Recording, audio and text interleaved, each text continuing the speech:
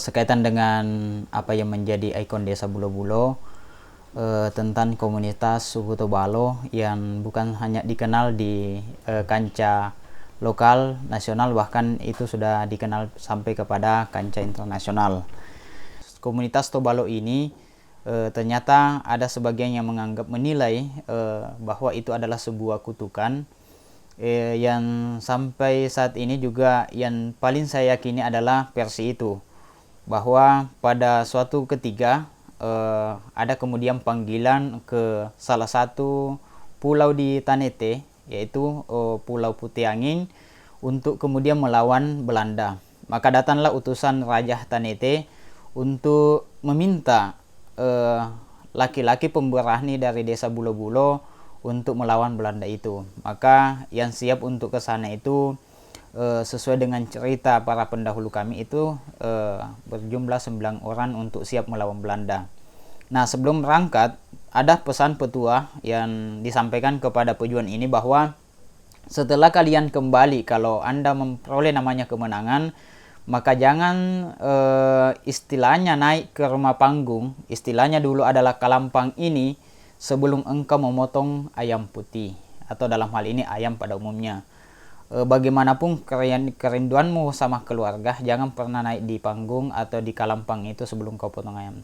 Tapi alhamdulillah setelah diutus melawan Belanda itu, mendapatkan kemenangan kembali, mungkin saking rindunya sehingga dia lupa pesan itu, pas langsung naik di rumah dan kemudian tidak melaksanakan apa yang menjadi petunjuk yang telah diberikan kepada orang tuanya, dan seketika itu pula kemudian langsung berubah kulitnya yang berjumlah 9 orang itu. Sehingga mitos yang sampai saat ini itu adalah komunitas Tobalo itu tidak pernah melebihi angka 9, ya.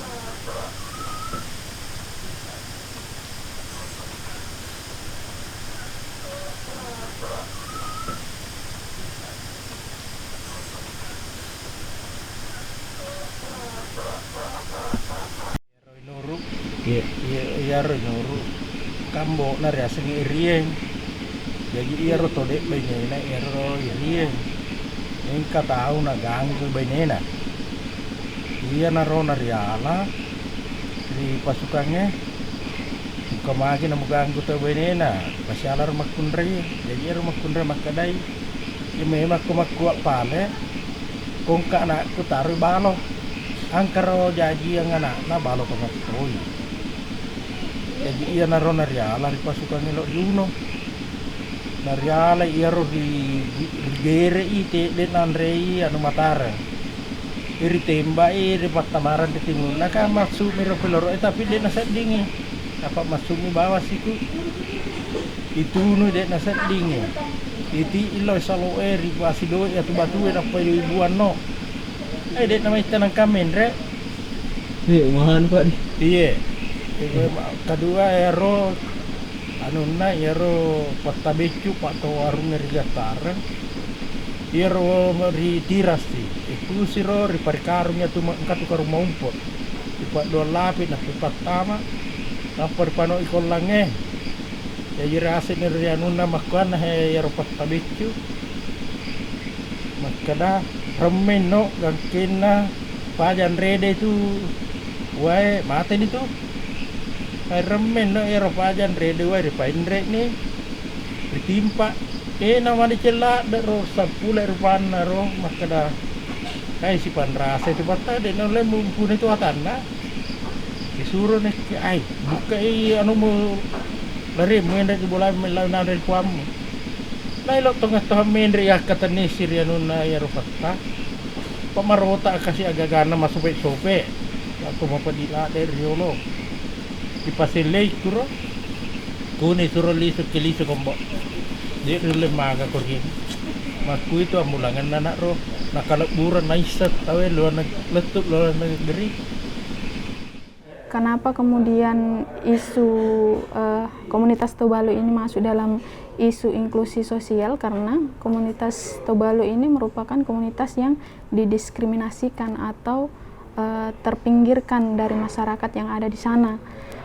Masyarakat di sana mayoritas adalah masyarakat Tobentong, sementara Tobalu sendiri ini hanya ada 2 kakak saja, yaitu berkisar untuk saat ini tinggal 5 orang, seperti itu.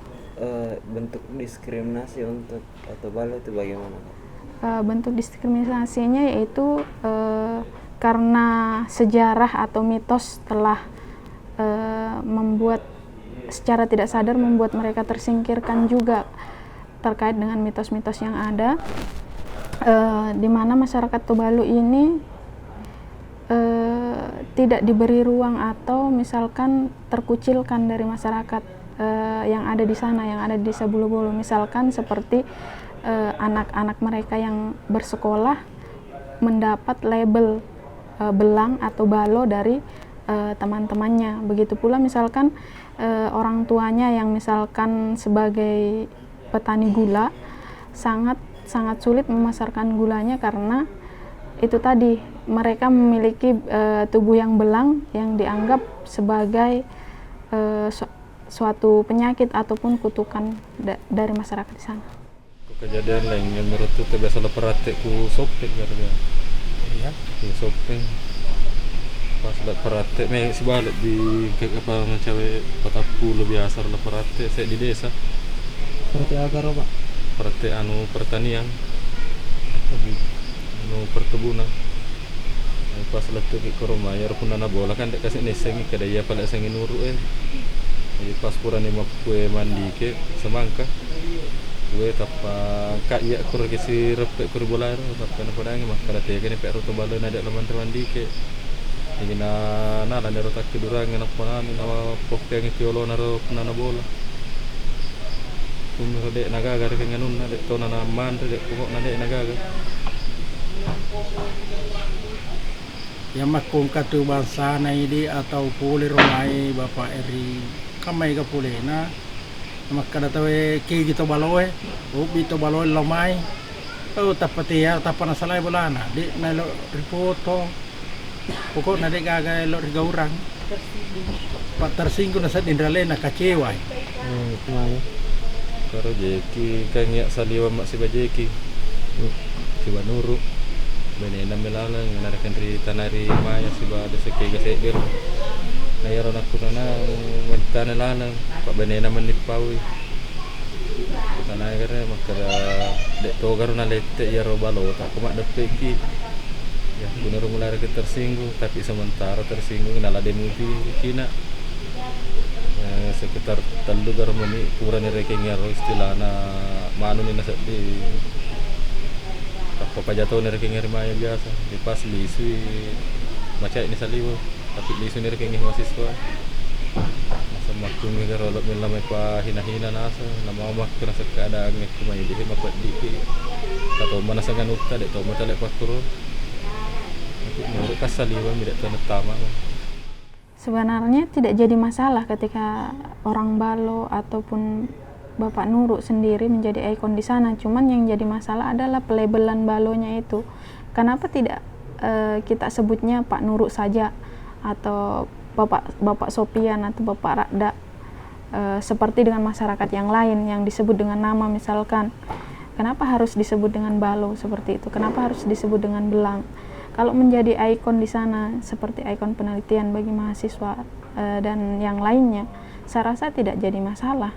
Cuman yang permasalahannya adalah pelabelan kata balo tadi yang membuat komunitas tersebut semakin didiskriminasi seperti itu, semakin terkucilkan seperti itu.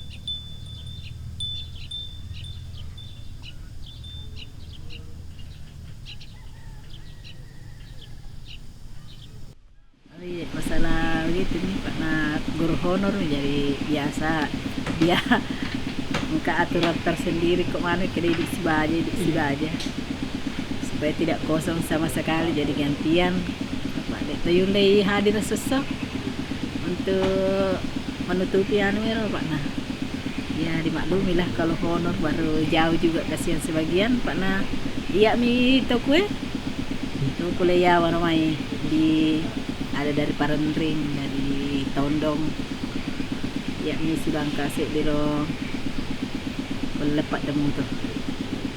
Jadi jarang nangka tuh kegiatan, jadi aku ke kegiatan lain khusus sih bersamaan rekan ke kegiatan ya sana kalau megan libur nah tanpa masalahnya terbentur masalah ekonomi apa ya kok yang mero kasih honor nana artinya tidak mencukupi lah untuk ini, biasa kasih pengelibesi Tommy, jadi aku dek sina cumpar mai yang yang dari jauh Pak, nah bukan orang setempat semua. Kalau ada nanti sekolah seperti ini induk dan kelas jauh, maunya saya, harapannya saya diratakan gurunya. Kalau PNS di sana 2, bisa juga PNS di kelas jauh 2, jangan dibedakan. Di sini honor semua, jadi orang juga mendengar itu. Kalau orang-orang awam kan mungkin dianggap biasa, tapi kalau orang-orang yang pintar barangkali honor semua aja di situ. Itu jinya yang merasa merendahkan kedengaran ya. Itulah harapan saya seperti itu ke depannya. Dia modelnya kan 5 itu anaknya Bapak Nuru, 3 yang sama dengan Sopiang, 2 tidak.